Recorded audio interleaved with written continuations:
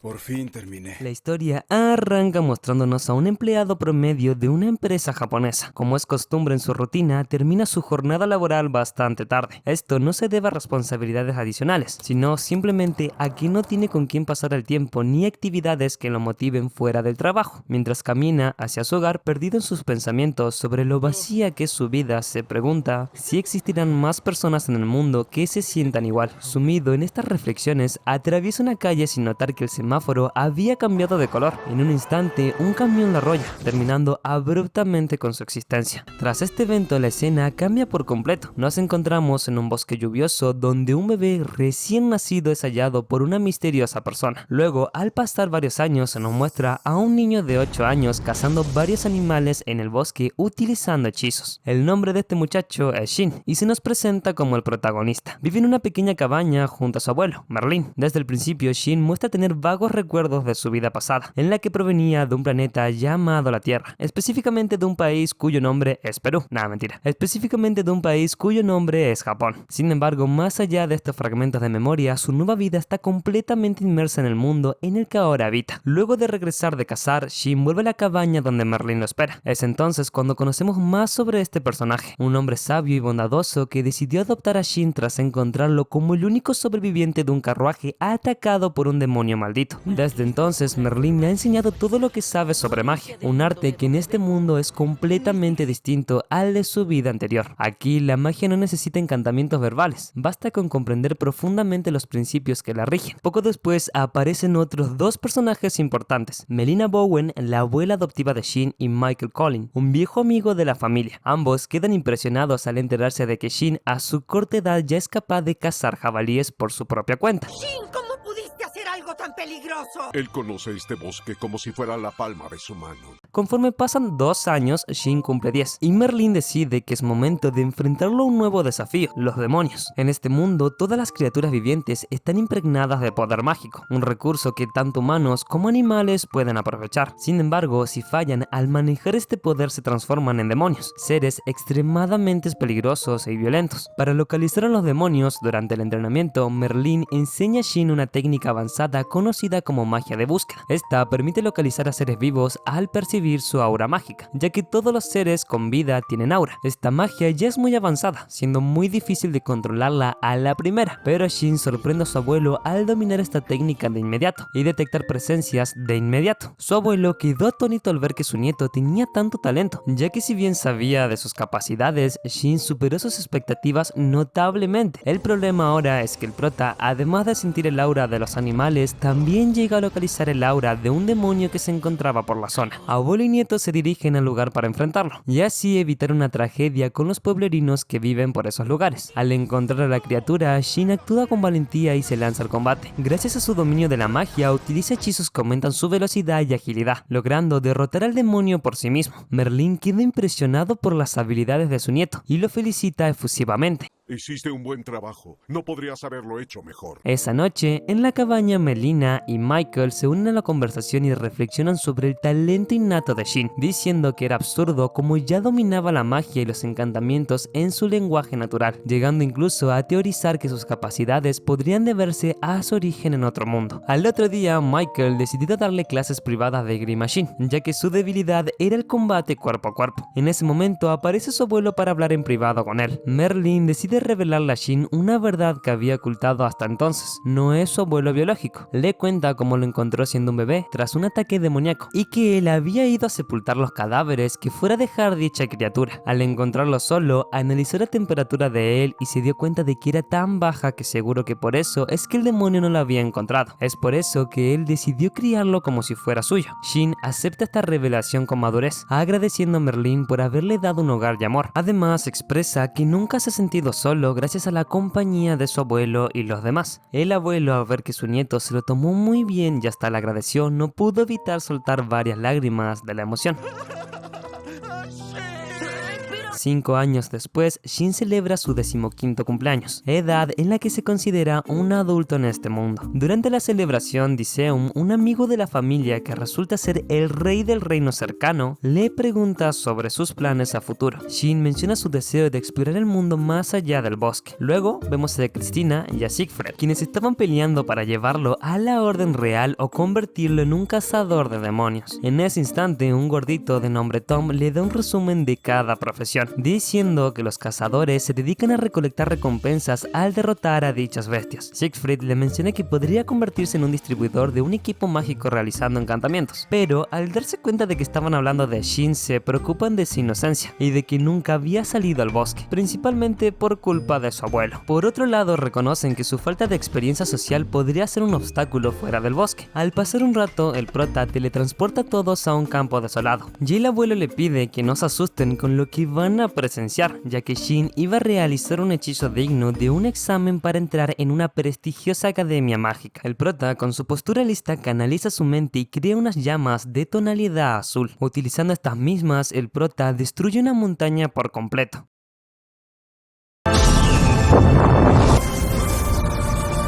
De chill, todos quedan boquiabiertos por las particulares llamas azules, pero más por el talento y el poder del joven Shin. Melina se enfurece con el viejo al no enseñarle a Shin a ser más delicado y prudente, pero argumenta que la culpa es de él por ser tan rápido aprendiendo. Una vez de vuelta en la cabaña, discuten sobre qué sería mejor para el prota. No saben si dejarlo libre para que explore el mundo, temiendo que por sus habilidades mágicas y ahora sus habilidades de combate cuerpo a cuerpo, quieran llevarlo para que sea un sirviente, comentando que sus habilidades podría alterar tan equitativo poder que hay en este mundo, pero también recalcan que fuera de su choza sería considerado un simple pueblerino que no sabe nada de la vida, comentando que no estaba acostumbrado a socializar. Diseum narra al protagonista como su reino enfrentó una situación crítica debido a una persona que, tras ser demonizada, arrasó por completo con la ciudad. En aquel entonces Diseum era tan solo el príncipe que esperaba heredar el reino, pero aún así decidió que debía unir a las fuerzas militares para proteger a su nación. Sin embargo, los esfuerzos fueron en vano, ya que el poder del demonio resultó abrumador. Cuando todo parecía perdido, Merlín y Melina intervinieron, logrando eliminar a la amenaza y rescatando al joven príncipe. Desde ese día, ambos magos fueron reconocidos como héroes nacionales, además de estrechar lazos de amistad con todos los presentes. Transcurrido un mes, el protagonista viaja para la gran capital acompañado de sus abuelos. Al llegar, un guardia los reconoce de inmediato y la noticia de que los héroes estaban en la ciudad se esparce rápidamente entre los ciudadanos. Posteriormente son conducidos a una lujosa mansión con servicios exclusivos, cortesía de Diseum, mientras que por su parte Merlín y Melina se encargan de los preparativos. El protagonista decide salir a explorar la ciudad. Durante su paseo, Shin se encuentra con 3 cazadores de demonios que estaban molestando a 2 chicas. Sin dudarlo, intervino para protegerlas, atrayendo la atención de los agresores, quienes intentan atacarlo. Sin embargo, el protagonista los derrota con rapidez y habilidad, dejando impresionada a las jóvenes. Una de ellas se presenta como María y le agradece sinceramente por salvarlas, mientras que la otra, con una actitud más reservada, dice llamarse Cicely. María comenta que si tuviera conocimientos de magia, habría enfrentado a los cazadores ella misma, pero aclara que aún no ha comenzado sus estudios en la academia. Explica que debe aprobar un examen que se llevará a cabo el próximo mes, el cual planea realizar junto a Cicely. Shin menciona que también planea presentarse al examen de ingreso, lo cual deja a María sorprendida al observar la impresionante habilidad en combate cuerpo a cuerpo del joven. No logra comprender por qué preferiría dedicarse a la magia antes que a la esgrima o a la caballería. A pesar de esto, entre los 3 hacen una promesa: superar el examen y quedar en la misma clase. Durante la conversación, María le pregunta si ha oído hablar de los héroes que se encuentran de visita en la ciudad, a lo que el protagonista, mostrando algo de incomodidad, desvía el tema. Sin percatarse de ello, María continúa emocionada, compartiendo su admiración por los héroes y mencionando que ha escuchado rumores de que el nieto de estos también asistiría a la academia. Aunque el protagonista sabe que esas palabras lo involucran directamente, decide no revelar su identidad y se retira del lugar, dejando a Cicely notablemente cautivada y con claros signos de interés romántico. No lo sé, pero nunca Nunca me había sentido así. Al paso de un mes, el protagonista se presenta al examen de ingreso. Mientras revisa un letrero para encontrar el aula asignada, un joven de aspecto altivo que se presenta como Kurt se le acerca, procedente de una familia noble. Kurt intenta imponer su autoridad exigiendo que le ceda el puesto. Al ver que el protagonista no le hacía caso, Kurt lo sujeta del hombro, pero este, reaccionando instintivamente, lo humilla y lo derriba al suelo con una técnica impecable. El protagonista advierte a Kurt que no lo vuelva a intentar, y la escena provoca un alboroto que rápidamente es interrumpido por la llegada del príncipe August, quien con una presencia imponente pone a Kurt en su lugar. El príncipe, revelando ser el hijo del rey Diseum, se presenta formalmente ante el protagonista. Este, al considerar a Diseum como una figura familiar, asume que August es su primo, una idea que el príncipe acepta con buen agrado, complacido por el trato relajado y la ausencia de formalidades. Mientras tanto, María y Cicely, que observan la interacción a distancia, se muestran intrigadas al ver la cercanía entre el prota y el príncipe, lo que refuerza su curiosidad sobre su verdadera identidad. Las pruebas del examen comienza con una evaluación escrita, seguido de una prueba práctica en la que los aspirantes deben demostrar sus habilidades mágicas. Los primeros 3 estudiantes que pasan dejan al protagonista decepcionado debido a su falta de destreza, lo que contrasta con sus expectativas de ver magia poderosa ejecutada por jóvenes de su edad, siendo estos muy débiles. Cuando llega su turno, la instructora, cumpliendo órdenes directas del rey, le pide que modere el alcance de sus habilidades mágicas. Shin obedece y utiliza un hechizo sin la necesidad de pronunciar encantamientos, lanzando una pequeña bola de fuego. Sin embargo, a pesar de su tamaño aparentemente modesto, el hechizo resulta ser devastador, destruyendo todos los muñecos de práctica y dejando a los espectadores completamente asombrados. Esa noche los instructores debaten los resultados del examen y concluyen que el prota ha demostrado ser por un margen considerable el mejor de todos los aspirantes. Al día siguiente, el prota revisa la lista de admitidos y confirma que ha sido aceptado con la puntuación más alta. Al recoger su uniforme en la recepción, una empleada le entrega el traje encantado con magia defensiva y le menciona que puede modificar los encantamientos si así lo desea, aunque recomienda que lo haga un experto, como su abuelo. Además, le informa que como el estudiante con la puntuación más alta, este tendrá que dar un discurso en la ceremonia de ingreso. Aunque intenta negarse, August interviene y le recuerda que esta tradición es ineludible, es decir, que no la va a poder rechazar. Me las pagará, me las pagará, me las pagará. Voy a reencantarlo. Esa misma noche, el prota experimenta con los encantamientos del uniforme en su habitación. Con habilidad, elimina los encantamientos preexistentes y aplica los suyos propios, logrando un resultado sobresaliente. Al gritar de emoción por su éxito, alerta a Melina, quien entra en la habitación y al ver el trabajo realizado, queda asombrada por la capacidad mágica de su nieto. Antes de retirarse, le aconseja que no revele a nadie lo que ha hecho con su uniforme. Durante la ceremonia, al día siguiente, el prota sigue el consejo de su abuela y guarda discreción sobre las modificaciones de su uniforme. Mientras espera, August, María y Cicely se sientan junto a él. Al escuchar su nombre siendo llamado para dar el discurso, María y Cicely finalmente se dan cuenta de que el prota es el nieto de los héroes que tanto admiraban. Con serenidad y confianza, el prota pronuncia un discurso en representación de los nuevos estudiantes. Tras la ceremonia, las clases comienzan y los estudiantes son presentados a su maestro principal, Alfred Marcus. Después de una de las lecciones, María se acerca al prota para pedirle ayuda con un problema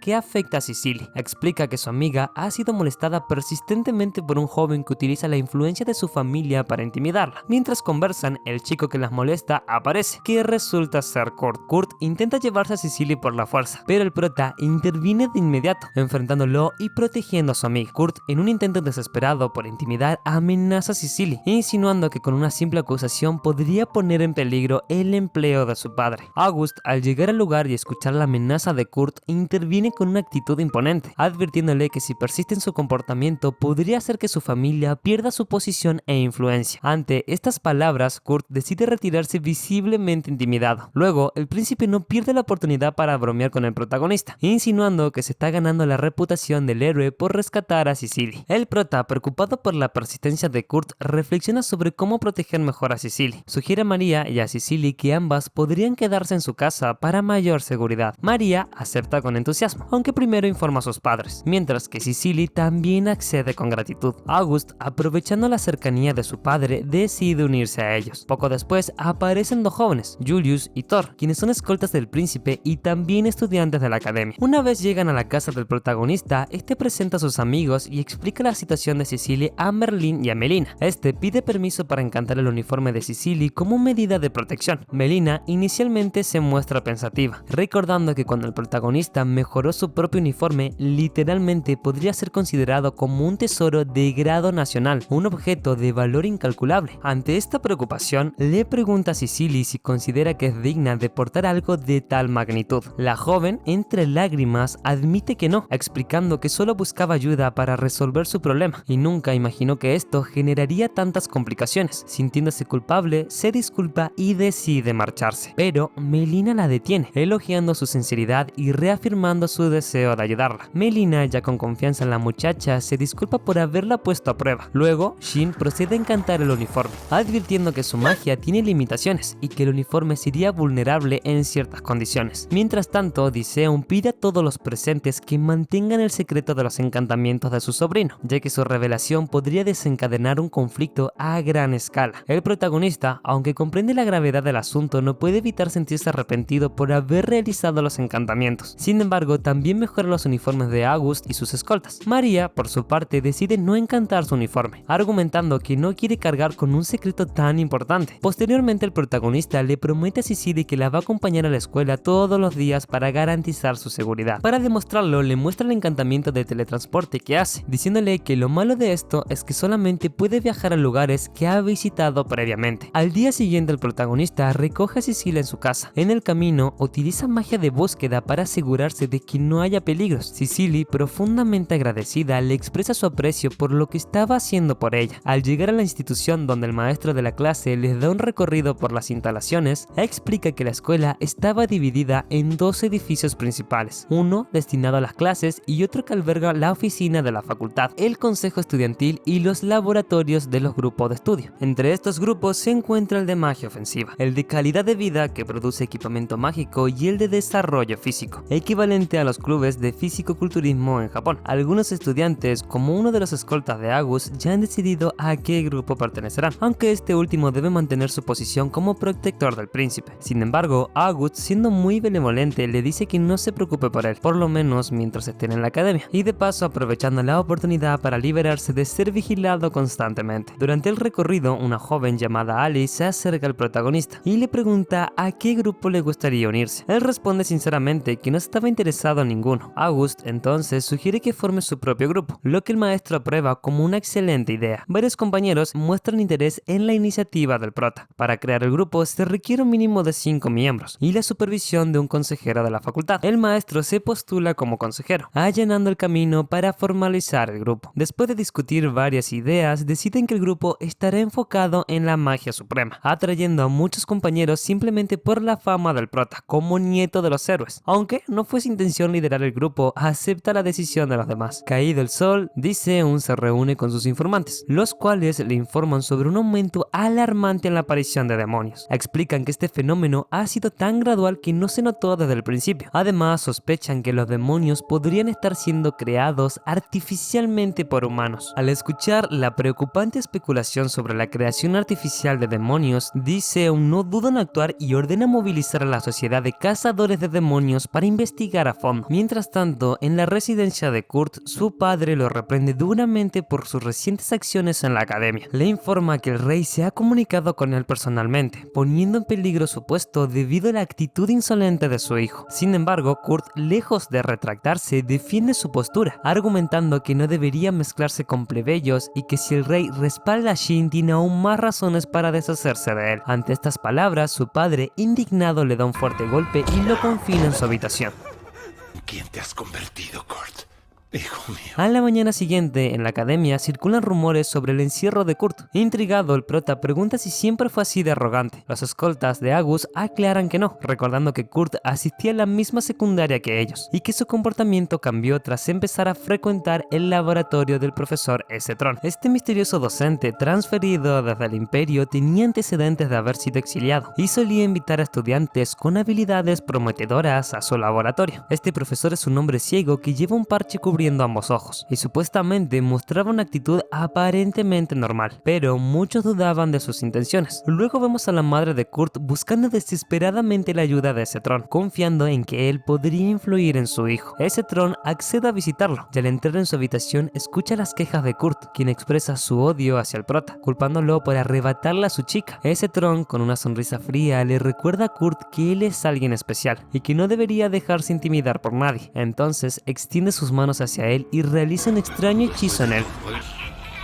Volviendo a la academia, se encuentra en la cafetería conversando con sus compañeros sobre el encierro de Kurt. Algunos sugieren que dado a que ya no es una amenaza inmediata, no hay necesidad de que él siga escoltando a la joven. Sin embargo, ambos deciden continuar caminando juntos hacia la academia, aprovechando la oportunidad para pasar más tiempo juntos. En ese momento, el prota explica que utiliza su habilidad con detección para localizar demonios, pero parece que ellos no logran percibir esta energía negativa. En la conversación revela que cazó su primer demonio a los 10 años, sorprendiendo a todos con esta inesperada revelación. Luego, mientras se regresan a las clases, el prota recibe una presencia oscura acercándose. Pronto se da cuenta de que venía por parte de Kurt, quien, envuelto en un aura amenazante, lanza un ataque dirigido a Cecil. Shin reacciona rápidamente, protegiéndolos con una barrera, pero al notar que las llamas del ataque comienzan a extenderse más allá de esta, grita a Agus y a Cecily que activen la protección de sus uniformes. Ambos lo hacen a tiempo, evitando heridas graves, pero el protagonista recibe algunas quemaduras que su habilidad de autocuración logra sanar. Kurt, fuera de control, continúa transformándose hasta convertirse en un demonoide, un humano convertido en demonio. El prota, al reconocer el peligro, pide a los demás que se retiren en ese preciso instante, señalando que podrían convertirse en un obstáculo. Agus toma el mando, ordenando a todos huir mientras sus escoltas buscan ayuda. El prota se queda para enfrentar a Kurt, decidido a encontrar una manera de salvarlo. Aunque intenta razonar con él, queda desconcertado al notar que Kurt aún conserva cierto nivel de comunicación, algo que según las enseñanzas de Merlin no es típico de un demonio. A pesar de sus ataques deliberadamente débiles, Kurt muestra señales de sentir mucho dolor, lo que confirma al prota que aún queda algo de humanidad dentro de él. Sin embargo, mientras el combate avanza, Kurt pierde cada vez más el control, y el prota comprende que no hay manera de salvarlo. Con un peso en su corazón, decide acabar con su sufrimiento. Impulsándose con sus botas mágicas, desenvaina su espada y con un movimiento preciso termina con el sufrimiento del chico. Tras la batalla, el prota queda invadido por un sentimiento de culpa, ya que es la primera vez que vivía algo así. Sus amigos, que no se habían alejado demasiado, regresan para consolarlo, asegurándole de que no fue su culpa y que hizo lo necesario para proteger a todos. De regreso en el aula, el prota intenta analizar lo ocurrido con sus compañeros, consciente de que los demonios no son un fenómeno natural, sino el resultado de manipulaciones humanas, conocido por ser incapaces de razonar y únicamente emitir rugidos. Estos pierden completamente su humanidad. Sin embargo, Kurt demostraba algo inusual: podía hablar y reaccionar al dolor infligido por los ataques del prota. Estas anomalías llevan al protagonista a sospechar que Kurt fue un objeto de experimento, y recuerda una antigua historia sobre un humano que al experimentar con magia avanzada terminó transformándose en un demonio. Por ello, la idea de que alguien haya manipulado a Kurt hasta convertirlo en un demonoide parece perfectamente plausible. Pasado unas horas, el prota es convocado al palacio por su tío. Este fue reconocido por su valentía al defender la academia de un ataque tan peligroso. Durante la ceremonia, el rey le otorga el mérito de primer orden, un honor reservado para actos heroicos de gran magnitud. Sin embargo, Merlin expresa su molestia hacia Diseun, recordándole su promesa de no involucrar al prota en asuntos relacionados con la política. Diseun responde justificando sus acciones, recordando que tanto él como Merlin enfrentaron un demonoide en el pasado, un enemigo que casi destruye el reino. La situación actual, argumenta, no es distinta. El prota detuvo a un ser que podría haber puesto en peligro toda la estabilidad del reino.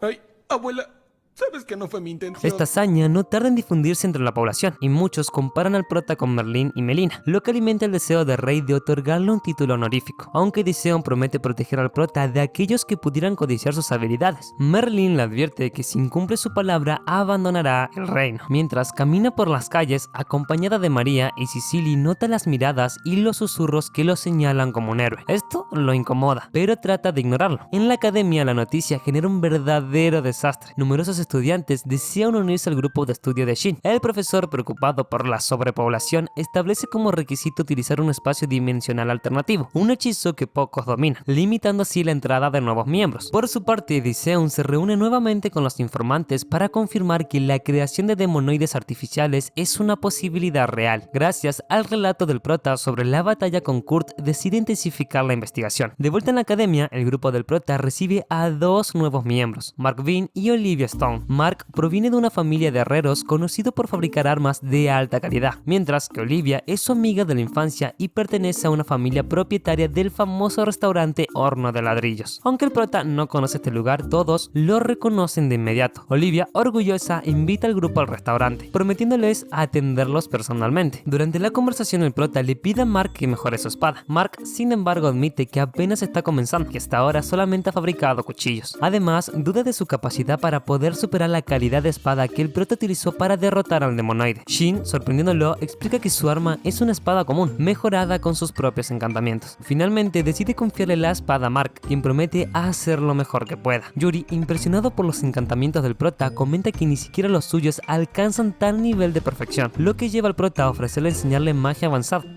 Oye, ¿me dejas tocar tus bíceps?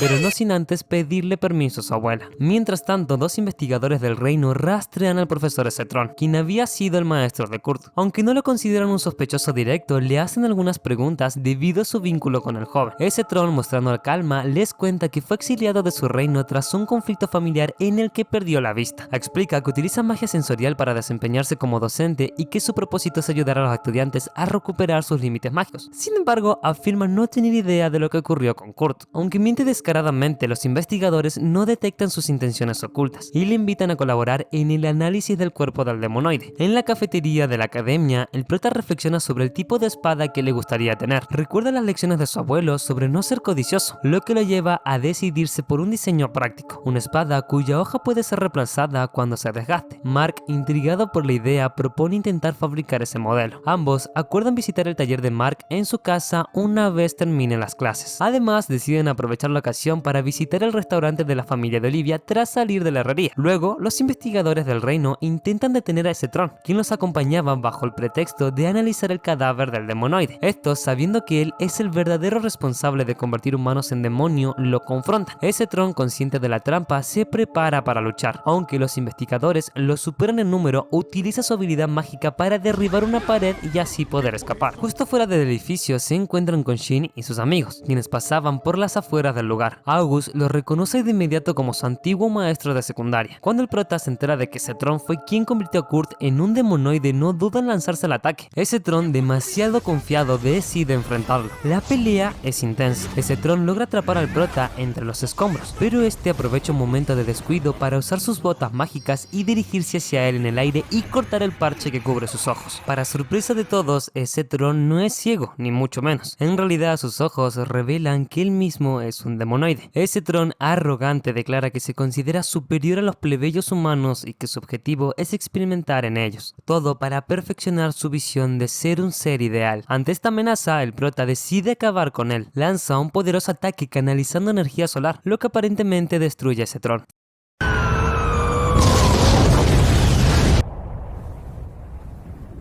Sin embargo, el prota nota que el lugar de la explosión tiene un agujero extraño, lo que lo lleva a sospechar que Cetron podría haberse escapado, a pesar de que todos sus compañeros lo felicitan por haberlo derrotado. Al día siguiente, Melina, observando la cercanía entre el prota y Cicely, le pregunta a María sobre su relación. María le explica que aunque muchos chicos se han declarado a Cicely, ella siempre lo ha rechazado, mostrando ahora un claro interés por su codiciado nieto, y probablemente que esté en una etapa de enamoramiento inicial. Más tarde, el prota, las chicas y el príncipe se dirigen a la herrería de la familia de Mark. Durante el trayecto, el prota le confiesa a August su teoría de que Cetron seguía con vida. August, preocupado por el peligro que esto representa, le sugiere que utilice lo que sea necesario en la herrería, asegurándole que el reino cubriría los gastos, diciéndole que no le importa gastar millones en él, sabiendo que es de los pocos que puede hacerle frente. Al llegar a la herrería, las chicas se separan para visitar el restaurante de Olivia, mientras Mark guía al grupo a la sala donde se forja toda la artillería. Allí se encuentran con el padre de Mark,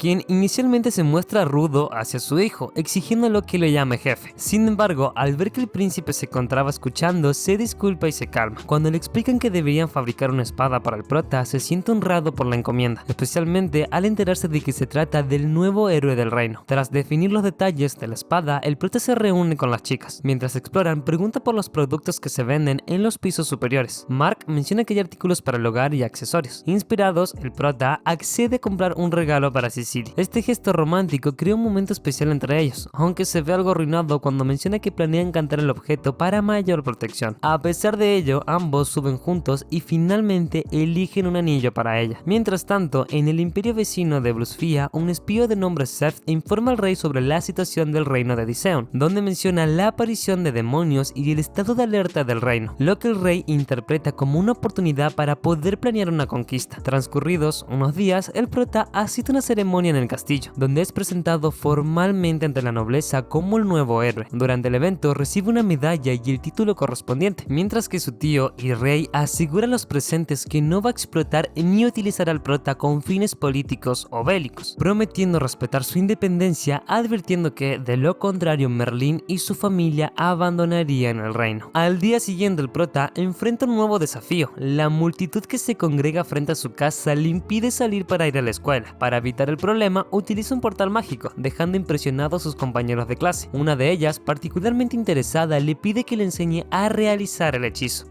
Aunque reconoce que es complejo, el prota asegura que es posible aprenderlo con dedicación. Inspirado por esto, sugiere la idea de organizar un campamento de entrenamiento para disfrutar de su sufrimiento. Tras estos eventos, el prota reúne a todos y les informa sobre una serie de sucesos extraños que han tenido lugar recientemente. Aunque todos han sido superados, él les advierte que es fundamental estar preparados para lo que podría venir. En ese momento, les ordena mejorar sus habilidades de manera inmediata, asegurándose de que cada uno domine tanto técnicas ofensivas como defensivas, además de encantar ciertos accesorios mágicos protectores. Para empezar, el prota desea evaluar el nivel de control mágico que cada uno puede manejar, explicando que la magia avanzada requiere un dominio preciso y proporcional. Como primer ejemplo, le solicita a María que cree una barrera de carácter defensivo, lo cual ella realiza con facilidad. Sin embargo, al tocarla, el prota demuestra que no es funcional. Luego le solicita a Cecilia que active la barrera mágica de su anillo. En ese momento, todos observan cómo se activa una barrera que doblega el poder de la primera. El prota se dirige a su grupo explicándoles que el encantamiento de Cecilia actúa de manera especial al reunir el poder necesario para proyectar la barrera defensiva. Este proceso revela que permite que su barrera sea mucho más resistente, ya que el encantamiento no solo la mantiene, sino que la refuerza constantemente al absorber y canalizar energía mágica. Para profundizar aún más en la lección, el prota crea un ambiente cargado de energía mágica, un espacio denso y casi palpable donde la atmósfera se torna pesada y difícil de atravesar. Este gesto no solamente es una demostración de su habilidad, sino también una lección en sí misma. Solo aquellos que logren controlar sus capacidades mágicas con una precisión impecable podrían aspirar a alcanzar logros significativos. Con esta advertencia, los estudiantes comprenden la seriedad de la situación, decidiendo dedicar tiempo y esfuerzo a su entrenamiento sin falta, día tras día. En otro frente, en el imperio de Blusfia, Kron se encuentra recuperándose de las graves heridas sufridas en combate, bajo la atenta mirada de su ayudante Miriam. Ella le informa que el reino se encuentra en plena fase de preparación para una guerra inminente, un conflicto que podría arrastrar a todos los imperios cercanos a un enfrentamiento. Mientras tanto, el prota, regresando a su hogar por medio de un portal, se muestra irritado por la multitud que lo espera, un grupo que no cesa de mencionarlo a su abuelo. Sin embargo, él también es consciente de que, aunque eso lo moleste, eventualmente todo se tendría que calmar. Al regresar, se reencuentra con sus compañeros de clase, quienes se sienten increíblemente afortunados de recibir entrenamiento directamente del nieto de un héroe legendario. Estos se autoproclaman como la segunda generación del abuelo del prota, sintiendo un orgullo compartido por la conexión con Merlín. Sin embargo, Merlín aclara que aunque él fue quien enseñó al protagonista, el joven tiene una visión única de la magia, una perspectiva que lo ha llevado a descubrir métodos mucho más poderosos y efectivos. Como prueba de esto, se pone de pie y con una sonrisa muestra que ha aprendido a usar magia de teletransportación, decisión. Explica que al comprender los mecanismos que rigen su magia y combinarlo con una adecuada visualización mental, pueden lograr un control absoluto sobre la misma. Al pasar los días, el prota acude a la herrería para buscar su nuevo juguete, una espada con una característica única. Es capaz de desechar automáticamente la hoja gastada, reemplazándola por una nueva de inmediato. Al salir de la herrería, el prota se detiene y con una sonrisa les trae un regalo a las chicas, unos hermosos accesorios. No obstante, antes de entregarlos, decide encantarlos con su propia magia para asegurar su efectividad. Los chicos, por otro lado, esperan ansiosos recibir sus anillos, pero se sienten decepcionados al descubrir que no hay ninguno para ellos. Mientras tanto, Agus, admirando la espada del prota, le pregunta si puede replicar el diseño para fabricar armas para el ejército del reino. El prota accede gustosamente, aunque no puede evitar mencionar que no sabe cómo va a reaccionar su abuela ante esta decisión. Agus, tranquilo, responde que no será necesario encantar las armas, ya que lo que realmente necesitan es el modelo para fabricarlas, pues presiente que una guerra se aproxima y que el reino debe estar preparado. Olivia, quien había estado escuchando la conversación, se une y confirma que efectivamente el reino estaba en guerra, ya que en un restaurante cercano varios clientes discuten sobre los preparativos bélicos. Agus informa que la amenaza proviene del imperio de Blusfia, pero que aún se desconocen los motivos detrás de este conflicto. Es claro que el imperio estaba movilizando sus tropas de manera agresiva. A medida que la guerra toma forma, los estudiantes también podrían ser reclutados para el servicio militar, aunque Agus le asegura que aún no es algo que deben temer de inmediato. Sin embargo, el prota con una mirada más seria les advierte que si la situación lo requiere, él luchará sin dudarlo para proteger a sus amigos. Mientras tanto, la guerra ya ha comenzado en el imperio de Blusfia. En la frontera, las tropas imperiales han sido tomadas por sorpresa y un desesperado informa al rey. Admite que un soldado le comunica que las fuerzas de ataque han sido derrotadas y que la ciudad capital estaba siendo atacada por hordas de demonios. Este caos es el resultado de un error estratégico cometido por Zest, quien al proporcionar información errónea ha provocado este desastre. Ante la gravedad de la situación, el rey ordena un regreso inmediato a la capital para enfrentarse a los demonios invasores. En la frontera, el general de ejército recibe la noticia de que las tropas enemigas habían huido y propone seguirlos hasta el final para derrotarlos y aniquilarlos. Sin embargo, se enfrenta a un problema, una serie de demonios que bloquean el camino impidiendo que el ejército avance. Obviamente, los demonios fueron causados por Setron, quien se encontraba en la ciudad capital del imperio de Blusfia, junto a Miriam, quien a causa de un oscuro hechizo ha sido transformada en un demonoide. Además, estos están a la espera de la llegada de Zest. El rey, furioso y decidido a acabar con la amenaza, ordena que se erradiquen inmediatamente los últimos vestigios de estos monstruos. Con una furia contenida, se dirige hacia su sala, y al entrar para sentarse en su trono, se ve sorprendido al encontrar a Setron, quien lo había estado esperando pacientemente. Antes de que el rey pueda reaccionar, Setron lanza un hechizo que lo atrapa en un campo de energía, y sin dar margen a la defensa lo lanza violentamente hacia el aire con una esfera de energía devastadora. Y lo que sigue es un periodo de 3 días de caos total. Cuando finalmente las tropas del ejército de Diseum llegan a la capital, lo que encuentra es desolador. La ciudad está en ruinas y la visión destructora es completa. Dominique, el líder del ejército, observa la escena con pesimismo, confirmando que ya es lo que sospechaba: todo el imperio ha caído. Esta verdad es confirmada de manera cruda por Setron, quien aparece de entre las sombras agradeciendo al ejército por reducir las fuerzas del imperio, lo que le permitió tomar la capital con facilidad. Pero de repente surgen varios demonoides creados a partir de personas corrompidas por la magia oscura. Sabiendo de que no podría enfrentarse a ellos sin la ayuda de sus propios soldados, Dominique se ve obligado a retirarse junto a sus tropas, dejando la ciudad en manos del enemigo. Ya de vuelta en la academia de magia, el profesor se encarga de decirles la verdad a los estudiantes sobre la creciente amenaza. Les explica que Setron ahora cuenta con muchos de los demonoides bajo su control, y aunque aún no se conocen sus intenciones exactas, es evidente que su poder es considerable. Por ello, los estudiantes deben aumentar su nivel de habilidad mágica, ya que en caso de que surja una batalla deberían estar listos para luchar junto al ejército del reino. También comentan que la escuela de caballeros se unirá a los entrenamientos, lo que genera cierta incomodidad entre los magos, ya que la relación con los caballeros suele estar marcada por la burla hacia ellos, a quienes llaman brotes, un término despectivo por considerarlos débiles en comparación a ellos. El prota, buscando calmar los ánimos, intenta restarle importancia a los enfrentamientos verbales, pero es rápidamente cuestionado sobre su habilidad con la espada. En ese momento, todos se sorprenden a saber que fue Michael, el antiguo comandante de la Orden de los Caballeros, quien lo había entrenado. Michael, reconocido como uno de los mejores espadachines del reino y apodado el Santo Espadachín. Él fue una figura clave en la formación del prota. Ante esta revelación, el prota sugiere que en lugar de centrarse en las rivalidades, deberían entrenar juntos, sin dejar que las diferencias interfieran. Sin embargo, las chicas siguen mirando de reojo esto. Fuera de la academia, en las afueras de la capital, un grupo de estudiantes de cada escuela se ha reunido en equipos de 8, destinados a exterminar demonios en el bosque cercano. El prota forma un equipo con 2 de las chicas y August. También para completar el grupo, incluye 4 estudiantes de la Academia de Caballeros. Estos últimos, con una actitud algo arrogante, no confían en las habilidades de la sombra del héroe. Mientras viajan en el carruaje hacia el destino, los caballeros se presentan personalmente: Grace, Miranda, Neum y Kent. El prota, con un tono relajado, les pregunta si han tenido la oportunidad de enfrentarse a un demonio, lo que provoca que los caballeros se irriten, sintiéndolo como una pregunta bastante presuntuosa. Sin embargo, el prota, sin querer crear más tensión, intenta explicar que su interés es solamente para ayudarlos a sobrevivir. Aprovechando su estatus como príncipe, August propone una pequeña prueba: derrotar a cualquier demonio sin la ayuda de un mago. Los caballeros, al tratarse de August, o sea, un príncipe, aceptan el desafío sin objeciones. Cristina y Siegfried, 2 de los supervisores, se encargan de organizar el entrenamiento. Juntos se adentran en el bosque y tras una larga caminata y muchas conversaciones sobre el nivel de las habilidades de cada uno, el prota percibe una presencia oscura y peligrosa. Un demonio se acerca. Siegfried, reconociendo la gravedad del momento, ordena a los estudiantes que se pongan alerta. Ante sus ojos aparece un jabalí demonizado, una criatura infernal de gran tamaño y poder. Los caballeros, ansiosos por demostrar su valía, deciden atacar al monstruo, pero incluso con los 4 luchando al mismo tiempo no logran ni rascarle la piel. En ese momento, el prota se mete, derribando al demonio con un solo golpe certero.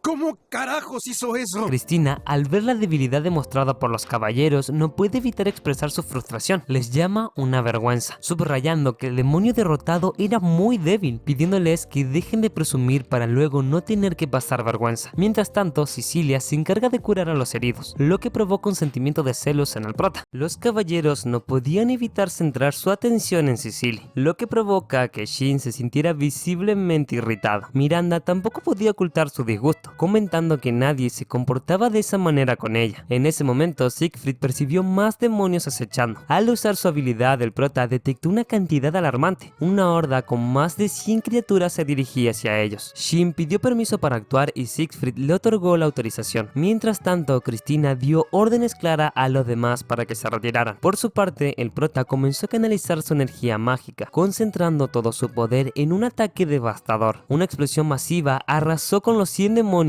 y de paso destruyó una gran parte del bosque que rodeaba la zona. La demostración de poder dejó a Miranda impresionada. Se acercó de inmediato al prota para poder disculparse, confesando que su actitud anterior había sido fruto de la envidia, pues siempre había sentido el deseo de destacar. Además, aprovechó para también disculparse con, según ella, su novia, lo que generó un momento confuso. Ambos se sonrojaron, pues ninguno tenía claro si realmente eran algo. Poco después, el grupo se encontró con un demonio oso, pero en lugar de actuar por separado, lograron coordinarse en equipo. Los magos iniciaron desde la retaguardia, atacando mientras los caballeros cargaban desde el frente, debilitando al monstruo lo suficiente para que Miranda pudiera derrotarlo. Por su parte, Cecilia se ocupó de sanar las heridas menores que sufrieron los caballeros. Tras esto, Siegfried, intrigado por las habilidades de sus compañeros, le preguntó al prota cómo habían alcanzado ese nivel, y Shin explicó que había aplicado el mismo método que Merlin usó para entrenarlo, enseñándoles a visualizar y a concentrar su energía mágica de manera efectiva. Siegfried le explica su deseo de unirse al grupo de entrenamiento. ¿Puedo unirme a su grupo de estudio? Sin embargo, August interrumpió para recordarle que debían permanecer en el ejército debido al momento difícil que enfrentaban con los demonios. Además, August dice que aunque es beneficioso que más personas aprendieran magia poderosa, también existe el riesgo de que algunos la usaran para el mal. Siegfried, aunque lo entiende, pide al menos un ejemplo práctico para comprobar lo efectivo que es el método del entrenamiento del prota. August le dice que, aunque pueda parecer sencillo, es un proceso exigente y agotador, pues se basa en la práctica diaria del control mágico sin descanso. Siegfried considera que el método suena básico y demasiado fácil, pero el príncipe decide demostrarle lo contrario. Como ejemplo, señala a Cecilia y a Mara, quienes trabajan juntas para crear una barrera extremadamente robusta. El resultado deja sorprendido a Siegfried, aunque las chicas admiten que su barrera aún estaba lejos de igualar a la del prota. Esta demostración impresionó a Siegfried, quien finalmente reconoce el potencial de seguir mejorando. Mientras tanto, en otro otro grupo, que entre ellos estaban Mark, Olivia, Tony y uno de los hombres de August, la tensión entre los estudiantes de caballeros y magos es demasiado evidente, especialmente cuando Julio, un caballero, se muestra enojado con Tony, ya que ambos tienen un pasado compartido sobre su separación en las escuelas, ya que estos fueron amigos de la infancia. En medio de esto, un grupo de demonios lobos aparece. Los caballeros deciden enfrentarlos, pero pronto se ven superados por los enemigos, pero los magos intervienen. Su poder y coordinación dejan impresionados al escolta que supervisa al grupo. Tras la batalla, Tony se acerca para ver si Julio estaba bien, pero este se niega rotundamente a aceptarlo. Más tarde, los compañeros le preguntan a Tony la razón detrás de la enemistad. Tony revela que todo comenzó por una chica que a Julio le atraía. La chica, en lugar de declararse a Julio, se declaró a Tony. Aunque Tony aceptó salir con ella, lo hizo con la intención de romper al día siguiente. Solo nos dimos unos besos. Ni fueron tantos.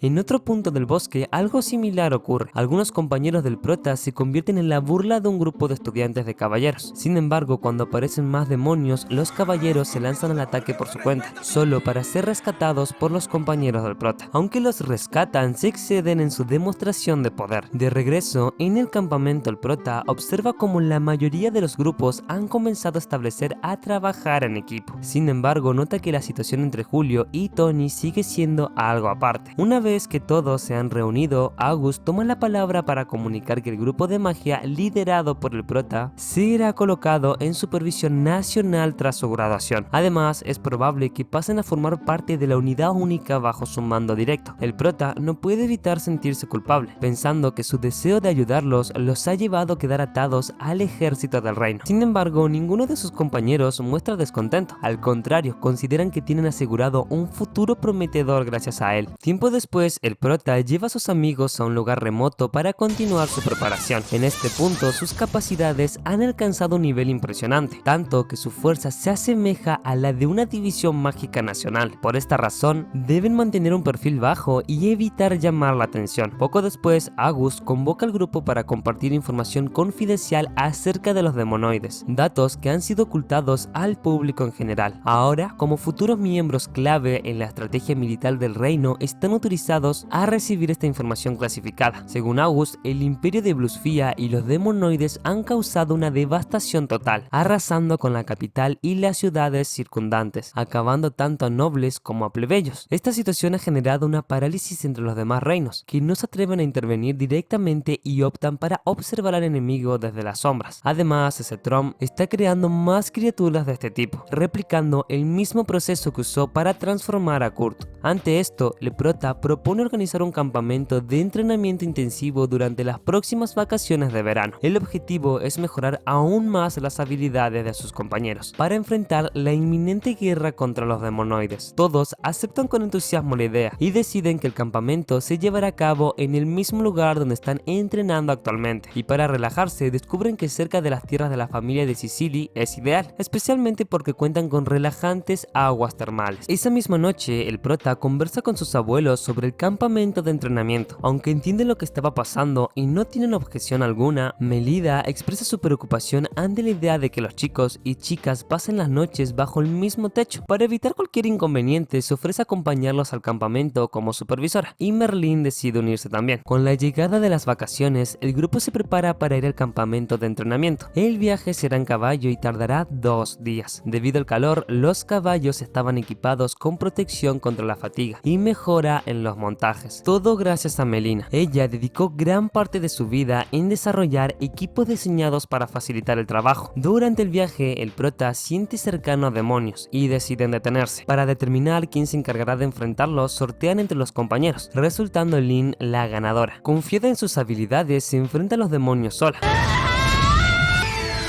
Ya en la ciudad de Claude se dirigen a la mansión de la familia de Sicily. Estos son bienvenidos por los sirvientes y después de una larga jornada de viaje deciden relajarse en los baños de aguas termales de la mansión. Merlin no puede evitar expresar lo orgulloso que se siente de ver cómo el prota ha hecho tan buenos amigos. Confiesa que cuando aún era más joven su soledad lo hacía sentir culpable, pero la vida del prota cambió por completo al entrar en la academia. Merlin le da las gracias a los compañeros del prota. Sin embargo, ellos le devuelven el agradecimiento al prota. prota, reconociendo que su vida también ha sido mucho más divertida desde que lo conocieron. Esto se vuelve tan emotivo que incluso logra arrancarles algunas lágrimas a Merlín. Por otra parte, en el baño de mujeres el ambiente es más relajado. A la mañana siguiente comienzan oficialmente los entrenamientos. Merlín se encarga de enseñar a los compañeros del prota a perfeccionar su control mágico, mientras que Melina les muestra cómo encantar objetos eficientemente. Tras las lecciones van a la práctica donde pueden poner a prueba lo que aprendieron, observando todos los avances del grupo, tanto como de Merlín como de Melina, y quedan impresionados por el nivel de habilidad que habían alcanzado. Incluso llegan a pensar que su impacto contra el ejército será innegable. El prota sabe la amenaza que representa Cetrón y que su grupo necesita fortalecerse mucho más. Para motivar a sus compañeros, decide mostrarles un nuevo hechizo que ha estado desarrollando. Sus amigos crean una barrera con toda su energía mágica para protegerse por las dudas. El prota visualiza el resultado deseado de su hechizo. La energía comienza a acumularse en sus manos y finalmente desata un ataque que destruye por completo el lugar delante de él. Melina lo reta por su imprudencia y como castigo decide dar por terminado el entrenamiento del día. Cuando están por regresar, August le dice al prota que lo acompaña al castillo. Quiere recopilar más información sobre la situación actual de la guerra con los demonoides. Al llegar al castillo, ambos se encuentran con una chica que se llama Elizabeth, que estaba visiblemente enojada con August. El prota le preguntó por ella y Elizabeth se presenta como la prometida de August. Elizabeth no pierde tiempo en reclamarle a August por haberla dejado sola, junto con su hermana menor, May. Mientras él se marchaba del campamento, en ese momento May aparece para respaldar las quejas de Elizabeth, exigiendo que las lleve al campamento con él. Aunque August inicialmente se niega, después de discutirlo con el rey, este le da permiso, argumentando que los portales mágicos del prota no perderán demasiado tiempo en el traslado. De vuelta en el campamento, Elizabeth y May llegan acompañadas por el prota, como así también por August. Este último les advierte que el campamento es un lugar de entrenamiento y que él no tendrá tiempo para entrenarlas. Elizabeth, sin embargo, dice que solamente quiere que el príncipe esté sin peste cerca. El prota insinúa que tal vez Elizabeth estaba preocupada por la presencia de tantas chicas en el campamento. Sin embargo, ella rápidamente aclara que su problema no son las chicas, sino el prota en sí. Argumenta que August no para de hablar de él, lo que la lleva a sospechar que está robando la atención del príncipe. Estas se sienten un poco celosas, por lo que May empieza a imaginar situaciones raras. August aclara que no hay nada extraño entre él y el prota, y que este último ya tenía un casi algo. El prota reacciona recordando que él y Cicely aún no han definido nada oficialmente. August aprovecha la oportunidad para motivarlo a que hable con Cicely cuanto antes. Al llegar de nuevo a la mansión de manera formal, todos se presentan. May, emocionada, no puede contenerse al estar cerca de Melina, de quien es una gran admiradora. La escena provoca risas en el prota. Cuando May insiste en que Melina le tome de la mano, Melina comparte una anécdota del prota cuando era niño, confesando que solía llevarlo de la mano porque no podía dejarlo sin su supervisión. Esto desata una discusión amistosa entre las chicas del grupo, diciendo que no querrían un hijo tan travieso. Ya hasta acá la primer parte de Kensha no Mago. Si quieres ver la segunda parte, obviamente tenés que suscribirte y nos estaremos viendo en la próxima.